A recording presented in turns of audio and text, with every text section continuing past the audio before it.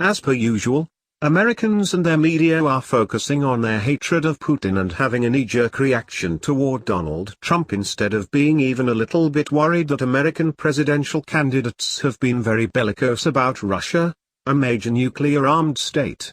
I don't have any particular preference for any of the yahoos running for president, so I can look at the party's Russia policies with more or less of an open mind. Democrats, supposedly opposed to Republican policies, can't get their act together enough to form a cogent argument against GOP warmongering aside from, Trump is a bigot. Feel the burn. Perhaps this is because Democrats hate Russia about as much as Republicans do. Democrats have decided that Mitt Romney was right all along, and Russia really is our enemy after all. At least we've gotten that cleared up. Phew. Thanks for that heads up, Mitt. Democrats and Republicans have their disagreements about social policy and what constitutes a nativity, but at least they're all on the same page about Russia. It sucks. You guys. Putin wants to destroy America and is using Donald Trump to do it. The way the US is surrounding Russia with military bases and threatening to nuke them if they don't get out of our way already is of little importance. But who really hates Russia the most?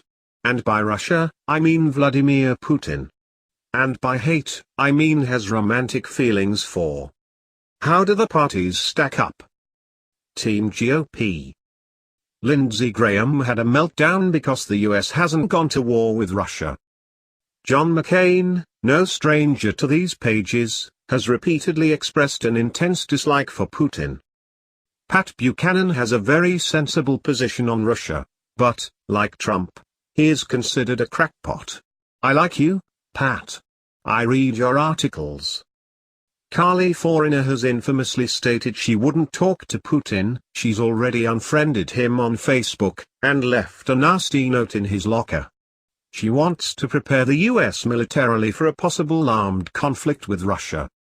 John Kasich said he would punch the Russians in the nose. Kasich already stole all of Russia's milk money.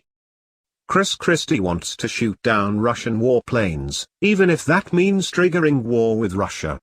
He also threatened to beat up the Russian president. Bro, do you even lift? Ben Carson would use military force on Russia if he felt the US was threatened. He stated he would give the order to fire on a Russian jet and then just say wait with regard to the outcome. Marco Rubio wishes to return Crimea to Ukraine, and arm Kiev. Jeb Bush, brother of the architect of the Iraq fiasco, supports Turkey's shoot-down of the Russian jet, and wants to punish Russia for their involvement in Syria. Team Donkey. The only Democrat who doesn't have their head up their butt about Russia is Tulsi Gabbard.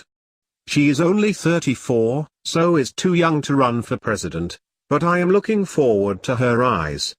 She is to be applauded for her nerve alone in standing up to Obama's policies.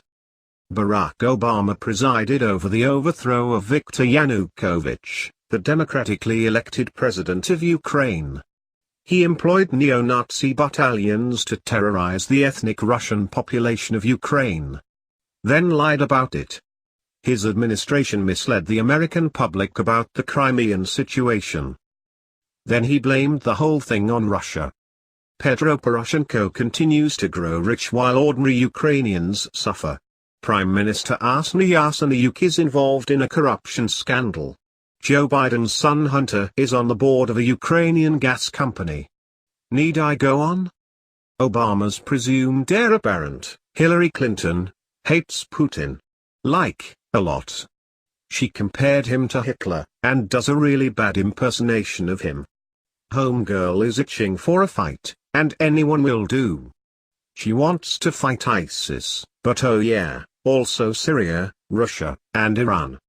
The great white hope of leftists, Bernie Sanders, has stated that he would be willing to work with Russia, but he also expressed his displeasure at Russia's actions in Syria. He has also been vague about the US's potential relationship with Russia were he to become president. Sanders has spoken of a new NATO that includes Russia.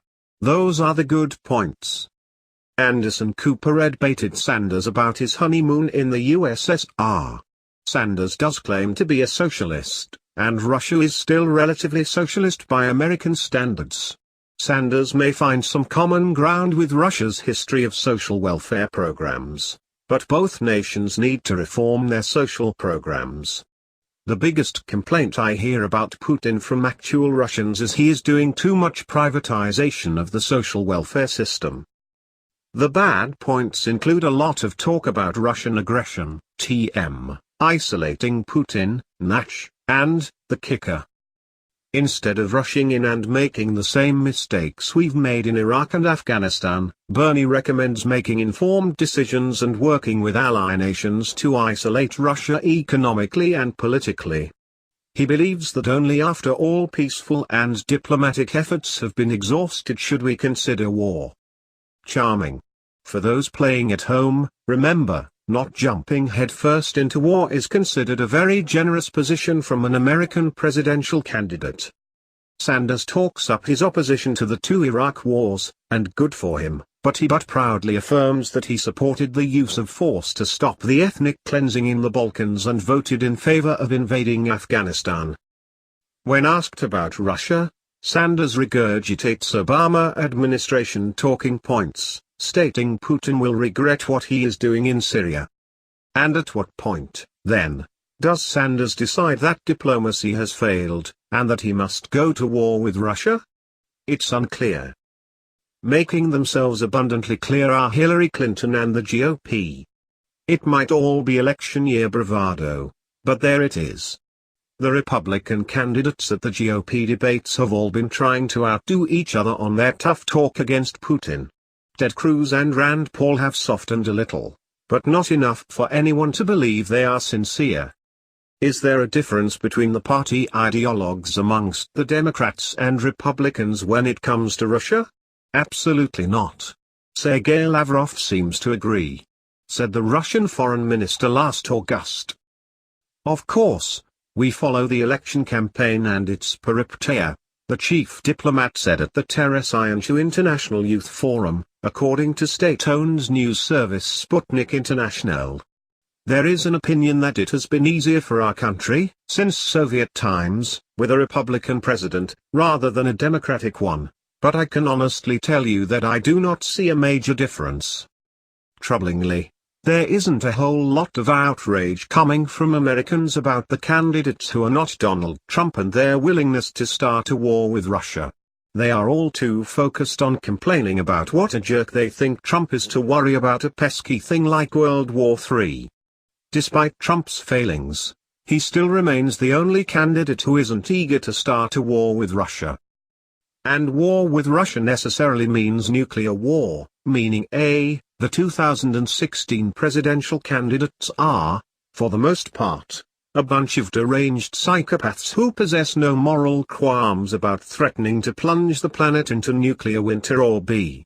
they think churlishness is a good way to drive voters to the polls, which let's face it, or c. no American politician, on the right or left, has ever faced any serious consequences for military adventurism or saber-rattling, so they can toss out belligerent threats like candy and face zero retribution. Instead of pressuring their government to reduce military spending and reinvest some of those trillions at home, the American media machine has successfully distracted the populace from asking for actual leadership out of their candidates. Perpetual war and the genocide of Middle Eastern people are states of being Americans have become accustomed to. But the special snowflake Americans shouldn't have to put up with a crude bigot as their leader. That would be